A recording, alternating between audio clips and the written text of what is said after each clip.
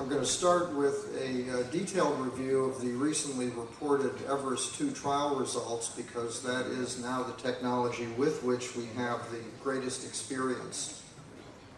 You've already heard some discussion about mitral repair and a little bit last evening about percutaneous edge-to-edge repair. You see the basic technique illustrated in this slide. The edge-to-edge approach was developed by one of our faculty here, Professor Ottavio Alfieri, in the early 1990s, and this cartoon in the upper left of the picture here shows the concept of suturing the free edges of the mitral leaflets together to create a double orifice as a method of repair. So we have a group that has recapitulated this procedure using a mechanical clip. You see here made of cobalt chromium that can be delivered percutaneously using a guide catheter and steering system with multiple control knobs, and here an overview of the whole system. And at this point we've completed a non-randomized experience and importantly a randomized trial comparing this device to surgery. The principle of edge-to-edge repair has been demonstrated surgically with follow-up in patients as long as 12 years after isolated edge-to-edge repair. And Drs. Maisano and Alfieri, again both with us here in Catania, are the authors of this paper and importantly gave the title of the paper, Clinical Proof of Principle for an Endovascular Approach. The basic procedure involves passing a catheter transeptally and manipulating the clip to the center of the mitral orifice, crossing the leaflets and pulling the clip back to grasp the leaflets. If needed, the clip can be everted and removed from the patient without any damage to the mitral leaflets, or it can be removed and replaced on a different part of the mitral line of commissural closure. And then if the procedure is successful, the clip can be left in place. And here you see these basic steps illustrated with fluoroscopy. This is what the procedure looks like in the cath lab. You see the device on the patient here. But importantly, as you've seen with the aortic valve procedures, this does require a team. The efforts of the echocardiographer in particular are essential to the success of the procedure because the procedure is guided almost entirely by echocardiography, and it is done under general anesthesia because transesophageal echo is required. This is the same procedure a moment later from a different view, and what I want you to notice here is that the fluoroscopy pictures are still frames. And as operators, we're manipulating the steering knobs on the device, but everyone is looking at the echocardiogram. And this really is the way the procedure is done. This slide illustrates those same basic steps as they are seen on the transesophageal echo images. And here you see the open clip above the mitral leaflets. Here just below the leaflets, and you see the flail posterior leaflet segment in this picture very nicely. And then here with the clip closed on the leaflets, still attached to the delivery system. This is a best case result from a single clip procedure. You see on the left severe mitral regurgitation, and on the right after a single clip, complete obliteration of the MR color jet. The total experience as of several months ago was well over 1,000 patients worldwide. The device received CE mark approval in late 2008, and the uptake in Europe has been very rapid, and in fact now is in the same sort of exponential growth phase that we saw with the aortic procedures shortly after the release of that device. There are several basic lessons we have from the eValve experience. First of all, we have demonstrated that we can get excellent results in both degenerative and functional mitral regurgitation. And this was a surprise because when we started, we were following Professor Alfieri's lead and thought that this would have application almost exclusively in degenerative MR. but we are finding actually maybe better success in the functional MR patients. We found in several experiences that we have a consistent decrease in left ventricular chamber dimensions and volumes, and importantly in septal lateral mitral annular dimensions. And the importance of the septal lateral stabilization is that our surgical colleagues are insistent on annuloplasty with mitral repair, and we're finding that the annulus not only does not dilate after this procedure, but decreases in size during the first year. Very critically to the strategy of using any percutaneous approach, we've also found that surgical options are preserved. If we choose not to leave a clip, or if we leave 1 or 2 clips and the patient has recurrent MR and requires surgery, they can still undergo a repair. We've had patients have 2 clips removed and undergo repair as late as 3 to 5 years after a clip procedure. Now, certainly having a clip in place makes the surgery more difficult, but it remains possible. Another remarkable finding is that the patients are remarkably, exquisitely stable during this procedure. So in the first case this morning of TAVI, you saw the patient had a blood pressure of 55 at the beginning of the procedure, and Dr. Tamburino was not really upset at all, because these kinds of hemodynamic changes during aortic procedures are the rule, and instability is part of the procedure. The eValve MitraClip procedure is completely at the other end of the spectrum. The patients are so stable that we are not distracted by all of the problems of hypotension or arrhythmias, and can focus completely on managing the procedure and trying to achieve a good reduction in MR. Very clearly, the safety profile is very good. This is similar to any percutaneous procedure. Importantly, no clips have embolized. The biggest problem we have with this procedure is that one leaflet will escape from the clip, typically within 30 days after the procedure, and most of the late failures are due to this problem. When we started, this was about 10% of cases. It's now under 3%, and we're getting better and better at evaluating leaflet insertion into the clip to prevent this problem. Very clearly, we've defined an unmet need for high-risk surgical patients, and I'll show you some data about that group. And then, of course, we've completed a randomized trial, and I'll show you some of that information as well. Our early experience in a non-randomized group, over 100 patients, here is a 3-year Kaplan-Meier curve, freedom from reoperation or mortality, that is very similar to the typical experience you see in most surgical experiences with mitral repair. We have a high-risk registry in which we've enrolled 78 patients. The major findings from the high-risk registry are that the left ventricular dimensions decrease uniformly, as do the septal lateral dimensions. Importantly, the rehospitalization rate in a high-risk non-surgical group, very sick patients, was diminished by 45% compared to either their own year prior or compared to a matched control group. And I think this is a first for any form of mitral valve therapy, and that is, compared to a matched control group, there was a decrease in mortality in the first 12 months after clip therapy in this group. So really excellent results in high-risk patients. This group had a mean STS risk calculator score of 14. The entry criteria for the TAVI trials in the US have been an STS of 10. So this is the sickest group of patients that I think we may ever see in a valve trial. This is a typical illustration of the high-risk patient. Here you see, this is an at the time she was treated, 85-year-old woman with severe mitral regurgitation. Her left atrium was almost 20 centimeters in diameter, so the extent of the regurgitation was quite remarkable. She was treated with a single clip, and here you see the residual MR at the time of the procedure. Now, there are a couple of points that are important here. I think the decrease in the regurgitant volume is dramatic, but the residual mitral regurgitation is still at least 2+ and probably 3+.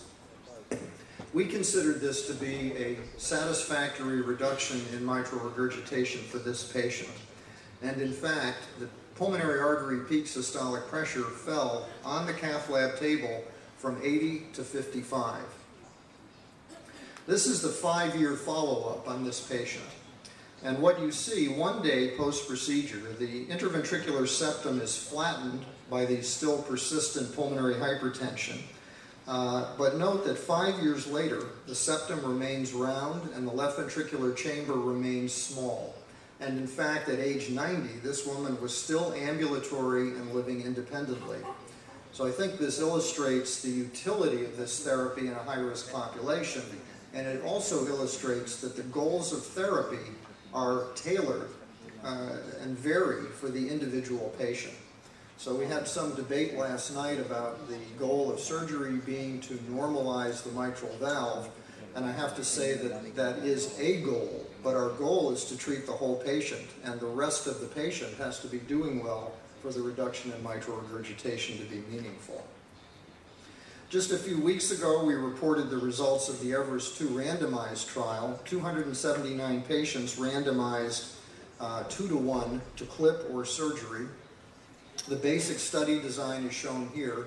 Patients were selected using the AHA-ACC guidelines for mitral regurg intervention and were treated only if they had 3 or 4 plus MR with symptoms or with some evidence of left ventricular dysfunction. And then, of course, they were randomized to either clip or surgery. There was no penalty in the surgery arm for mitral valve replacement, and about 15% of patients had replacement. And rather than spending 20 minutes on all the details of the results, I want to illustrate the main results in just a couple of slides. The population that we studied is unique, and our surgical colleagues, I think, are beginning to understand that this is not the group of people that they treat every day. And in fact, the 2 patients that you saw in the live experience just a little while ago were relatively young. The mean age of this population was almost 70 years, about 10 years older than the average of surgical populations in most reports. And in addition, they had a lot more comorbidity, prior coronary bypass operations, chronic lung disease, active heart failure. And of course, they all had 3 or 4 plus MR. And in practice, many patients with 2 plus MR undergo operation. So you can see the primary endpoint shown in the top panel here, safety events in about 10% of clip compared to almost 60% of surgery patients, a dramatically safer outcome, highly superior safety for the clip. And you see also a small difference in efficacy. So slightly less efficacy for the clip, which was statistically non-inferior. And you see the difference in efficacy here with the proportion of patients with 0 or 1 plus MR with clip compared to surgery. So many more patients with surgery had a greater reduction in mitral regurgitation. Both groups had a significant decrease in left ventricular chamber dimensions and volumes. And this is critically important because I think it illustrates that whatever the degree of reduction of mitral regurgitation, the physiologic response of the left ventricular chamber has been favorable with this therapy. Despite the lesser efficacy at MR reduction, the clip patients were more likely to be New York Heart Association class 1 or 2 than the surgery patients at the end of the year, with 97% of clip patients being class 1 or 2 compared to 87% of surgery patients. And I think the obvious question is, why would the surgery patients be more symptomatic if they had a better reduction in mitral regurgitation? And I think the answer is also pretty straightforward, and that is that especially for the elderly, the recovery from surgery is very difficult. And many patients will have a successful reduction in mitral regurgitation and still not feel well at the end of the year. This shows the differences in the populations. You see the Everest 2 randomized trial with a mean age of 68 compared to a mean age of 59 in the STS database. And again, these are the randomized trial patients, so these are both the clip and the surgery patients, you can see that the proportion that are over 65 and 75 years old are fairly great, and that the proportion of comorbidities is substantial. It is important to note that the mean ejection fraction in the clip patients is 60%. And that is because late-stage heart failure with a dilated annulus and a distorted ventricle was an exclusion from this trial. So this is a therapy for a specific group of patients. This shows the primary endpoint in a single slide form. You see the superior safety compared to surgery and the difference in efficacy, which again is non-inferior. And those results are basically the same when you look at them by intention to treat. The initial primary endpoint analysis was per protocol. This shows the primary safety endpoint in detail, and note that there was no death, stroke, or urgent surgery in the clip group, and that surgery, of course, carries some mortality, especially in an older population like this. Importantly, one of the pre-specified complication definitions was transfusions greater than 2 units. And that is probably not a fair criticism or endpoint to use in a surgical trial. So even if the STS database definition of major bleeding is used, the endpoint results come out to be the same. When the trial data were presented, as you see here at the American College of Cardiology meeting, during the question and answer period, one of the surgical commentators said that weighing blood transfusion to the same level as death or stroke doesn't make sense.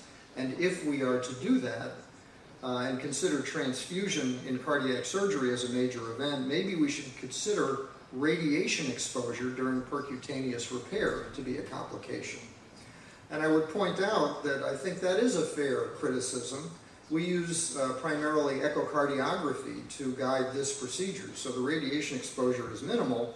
And I suggested that if we consider radiation an adverse event, that we should consider sternotomy an adverse event as well.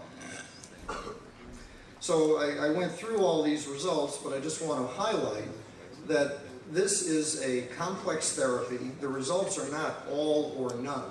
And certainly, I think what we've demonstrated is that this can be a therapy for the best selected patients.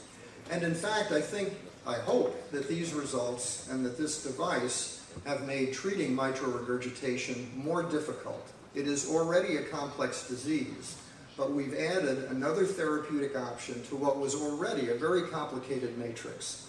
And I would say that the deliberation regarding treatment for these patients, and it is a deliberation more than it is a simple decision, has been challenging, and that we do now have clearly, and we can have lots of arguments about who the patients for this treatment ought to be, but we have another option for them.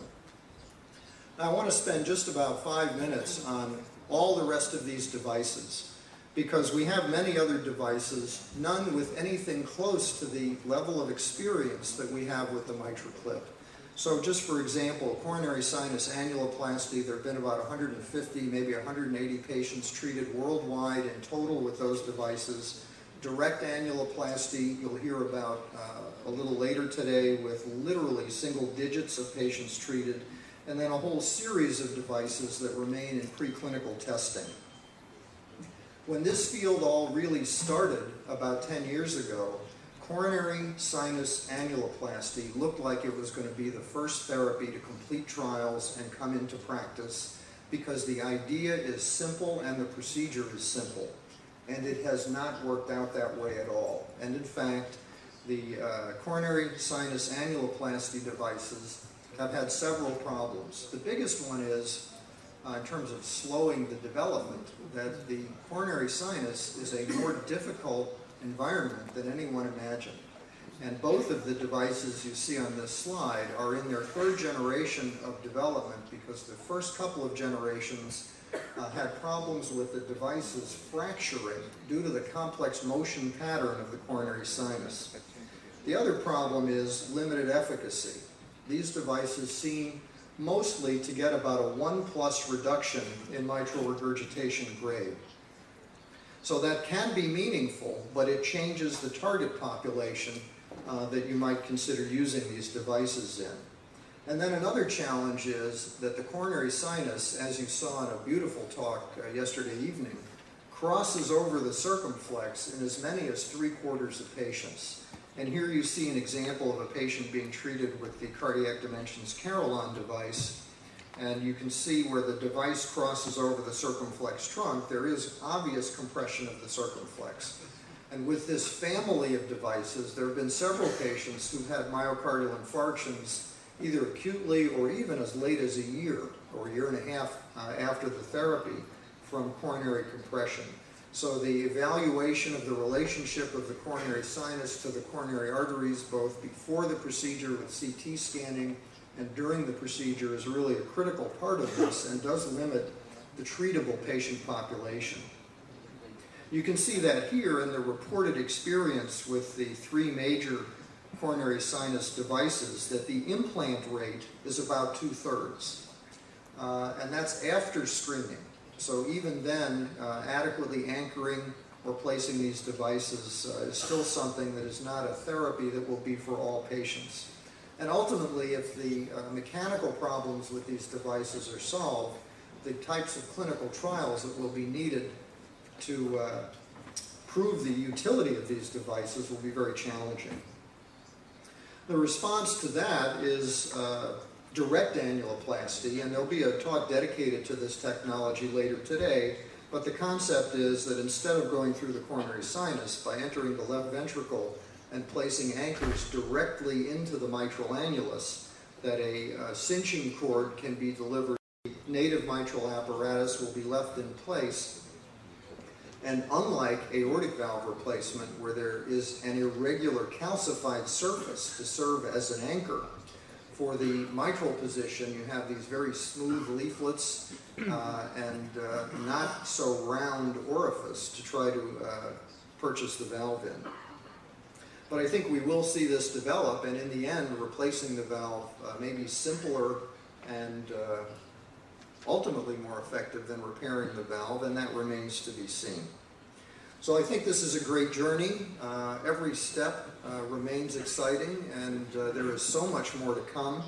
I like to think of it as you see with this picture, that we have a lot of curiosity, and that if you know the American expression, curiosity killed the cat, I would disagree and say curiosity has killed more mice than it has cats. Thank you.